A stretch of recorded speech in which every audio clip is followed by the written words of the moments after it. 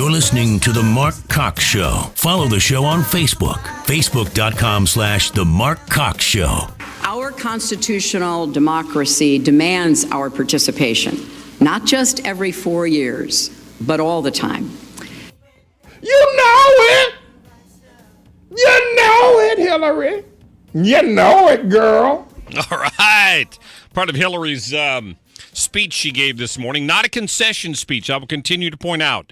The concession was given last night privately to Donald Trump, at which point she apparently was too emotionally spent or upset to come out of her hotel room 2 miles away and actually speak to her supporters. This is a story out of the Standard this morning out of the UK.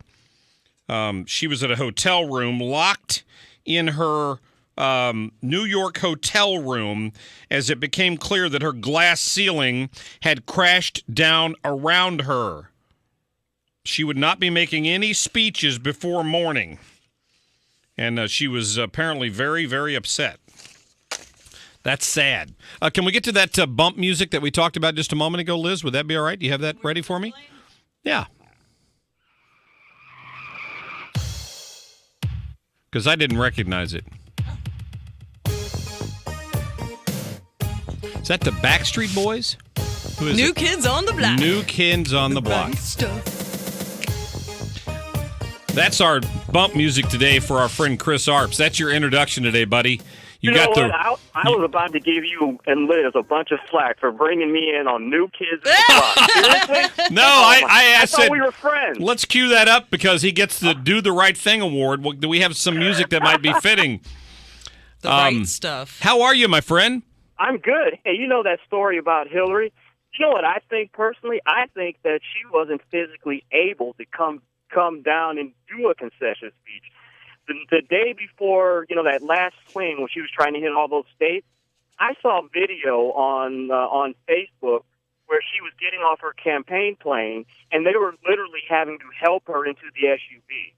So, it was late at night. I don't think she was physically able to do a concession. I wonder not to make excuses for her or anything. I may have to wonder if we may not find out at some point that there's something else going on there that they just weren't willing to admit.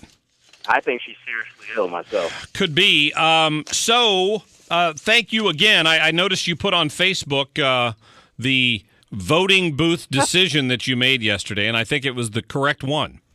And I want to give you 1/2 of 1,000% for credit for helping me make that decision. Hey, whatever little bit I contributed, I'm proud to be part of that. You have been a guest on the BBC to talk about what's gone on in this election the last few days. What's that experience been like? Well, first of all, I want to thank you for helping me get that interview because they saw one of my segments on the internet, called me a couple weeks ago and asked me would I be interested. And I said I did, of course. And it was with the BBC Ulster in Ireland. And I'm not going to try an Irish accent, but it was a you're a media guy, so you know that the British English press is much more aggressive than the American press. Right. And the guy that was interviewing me, he was basically beside himself with, basically saying, what were you Yanks thinking yesterday electing this guy as president of the United States?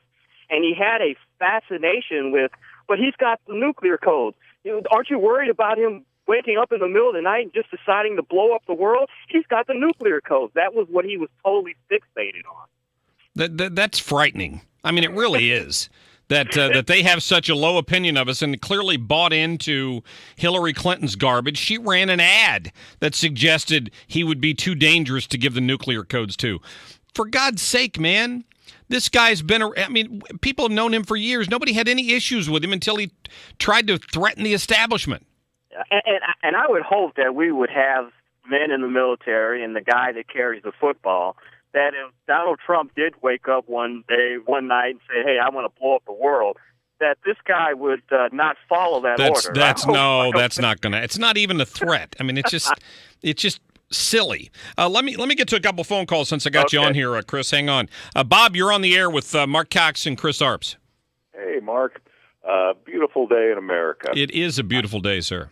I actually stayed awake after, Podesta's speech and saw Mr. Trump's speech and was really pleased with what he said, his tone.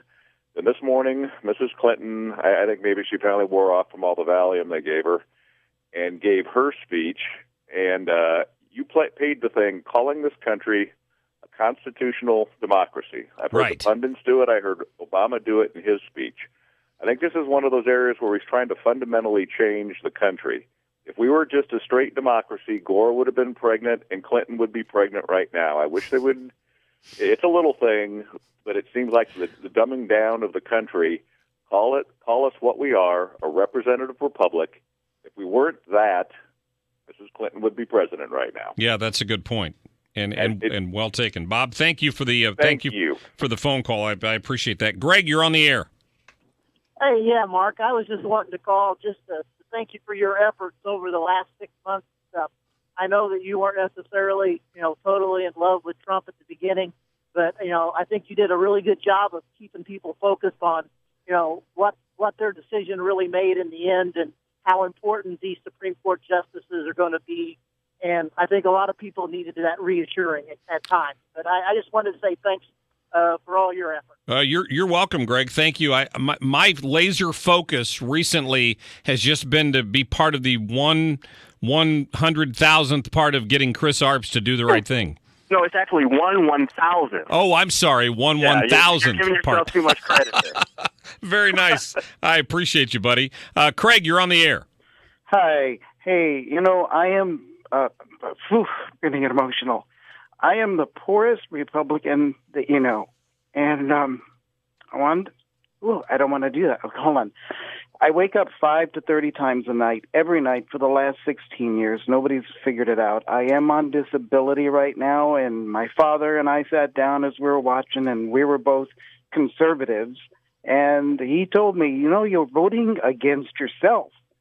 And because I do, I get government checks. And, I squeak by, but we had to save our country, and we need these Supreme Court justices, and it was, I didn't want to be the Soviet Union in 10 years, even if it meant it benefited me. So, yeah, in a way, it's, I did kind of vote against myself, but, I do trust the conservatives finally to do the right thing, and I trust him to be able to put forth an agenda that will save this country, because I really do think in 5 years we would have been Europe, and in 10 years we would have been the Soviet Union. Or even Greece. Craig, thank you for the phone call, and thank you for your efforts in this election. I'll be honest with you. I don't think Donald Trump is your enemy. I don't think so either. If there are things about Trump that I disagreed with, it's probably on some of his social policies, which are going to be not conservative in a lot of cases. Yeah, so I don't think he's looking to. Supreme Court justices that he put That's forward, important. That right. was it. I agree with you completely. So, Craig, thank you very much. Hang in there, my friend. Thank you very much, All right. and God bless you. And, hey, really, really honestly, God bless the United States of America. Well said, sir. Thank you. Chris? Mark, and that's always the misnomer that Democrats always try to put across, that the Republicans want to eliminate the cultural safety net. Right. We don't want to eliminate the cultural safety net. If people are in need, we are compassionate people. We help people all over the world. Sure. And we help our citizens here. And if someone is in need, we help them. Chris, we don't want to have a safety net turn into a safety hammock. Well put, my friend. Hey, I got to run. Thanks again for joining us today. Thank you, my friend. All right, thank you, Chris Arps. We got to get to a